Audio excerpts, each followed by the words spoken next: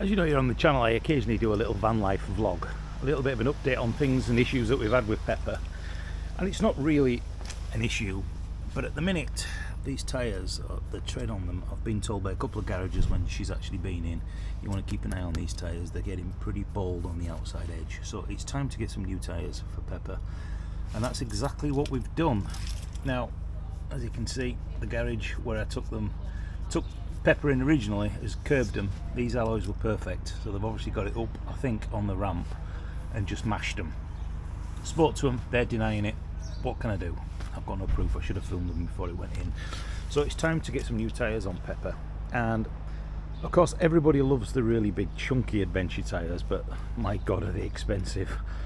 These are 225s. If you go for 235s on the chunky tyre, you're looking at, what was it, really 12 to 1500 quid for the tyres, which I don't have the money for that.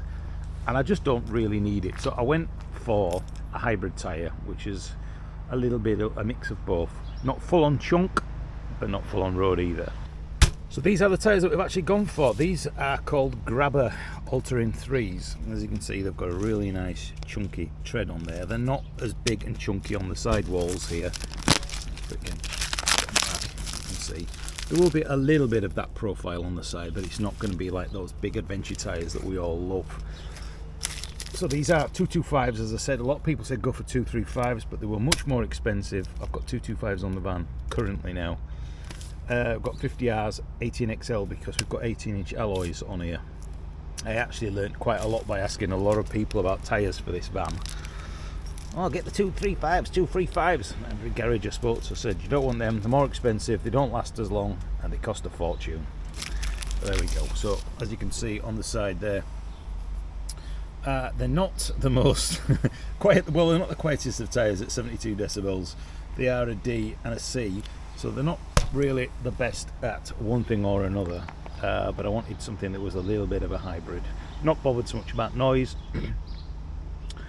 but I'm hoping that these look great. And I've noticed a few people actually get the sidewalls here and they paint them white. They put like a Tipex or something on there and coat it with hairspray, I think. So one of the really strange things about these tyres is that I ordered them from mytyres.co.uk, and I was told when I ordered them that the delivery would be 5 days. Well, why it takes 3 weeks for the tyres to arrive? It's ridiculous. I just don't understand why. If it's going to take 5 days, why it takes 3 weeks, and why it won't bring all 4 tyres. Madness. There you go, that's the world we live in. There's no standards in the UK anymore. Nobody cares about anything. There's no quality assurance, nothing. Everything's turned to shabba.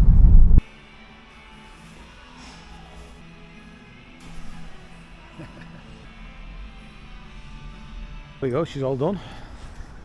So there you go, there's your all-terrain grabber tyre. Actually, these look like quite good tyres. They have got a little bit of chunk on the outside, so you do get to see a little bit of it. Yeah, looks alright. Those bloody alloys, fuck me. Look how much they were bashed when they went on that ramp. What a nightmare. I'm going to have to get some back to black on those. But yeah, those are alright. So those are your AT grabbers. Nice little bit of chunk on there. Yeah. Alright. So the question is going to be, am I going to notice it when I'm actually driving it? There's supposed to be, is it 75 decibels when it comes to volume wise? Bit of squeaking. New tyres. But is it going to feel any different once we actually get onto the road? Well, we're about to find out, ladies and gentlemen. Well, I've done a little bit of driving around now with these tyres on. Everybody says, oh, they're a lot louder than your other tyres. If I'm being brutally honest, I can't tell the difference. Sound-wise, doesn't seem to be any louder than it was previously. The control of the vehicle, of Pepper, not the vehicle, the control of the van doesn't feel any different.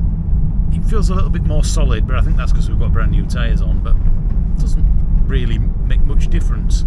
I would have absolutely loved a full all-terrain tyre. I think they just look amazing. But my god, were they expensive. I think some of the quotes I'd got was 1500 quid for 4 set of tyres. No way, I'm not paying that. I don't have the money for stupid things like that. So the all-terrain, these grabbers are kind of like your hybrid tyre, really. It's half and half. Yeah, I'm going to get it on the motorway and actually have a little listen. See if it makes any difference when we're caning it down the motorway. The 225/50R 18 XL 99V all-terrain tyres. Great tyre. I thought we'd do another little van life update, a little vlog. As you can see, we've got the grabber tyres on now.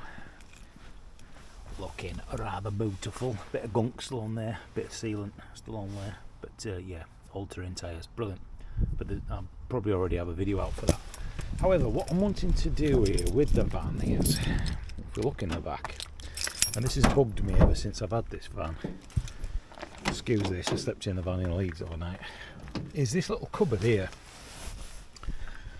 I really want to sort this cupboard out, because when I open it up, there is nothing, as you can see in there. There is absolutely nothing, no shelves, no nothing. So whatever you put in there, you end up just like dumping it in and chucking it in, like right mess. However, there are those little, you see those little brackets there? Those ones. I want to know if I can get a piece of wood in there and put an actual shelf in and then cover it in that felt. Now, I'll be honest with you, lad here doesn't know one end of a screwdriver from other, so this is going to be interesting. Yes. Also, as well, at some point, although I'll have to get this done professionally because I'm not going to be able to do this. Excuse this mess, I had the tyres on there. I'm wanting to get one of those shelves that goes across there that will continue in this same glassy material, or this material that's annoying because whenever you touch it you get sausage prints all over it. But I want one of those putting across there so that I can put stuff in it, because while this is great, it does look a bit scratty and it gets in your way when you sat in the van and you're trying to get changed. So if anybody's got any suggestions on where I can get one of those or who the best people are to fit it, do let me know. I'd also like to know as well that most people get that felted as well along the inside. Bit dusty in here, I don't know why. But yeah, this cupboard, I really don't like it. I don't like this either. It makes it quite difficult to get in there and get stuff in because of this box. So I'm wanting to know whether you can get one of them bigger ones, you know, with the roller that shutters up or down. Again, if anybody's got any suggestions on where or how much that would cost, whether I need a whole new unit or whether that can be modified, then let me know. But for now, I'm going to measure with a tape measure. A tape measure. As I say, I don't know one end of a screwdriver from other, so this should be interesting. So I'm just going to get the dimensions in there, go up to MFI, and see what I can work out. Or I call me engineer, Butcher. He fixes everything in this bloody van. But that's the plan for today.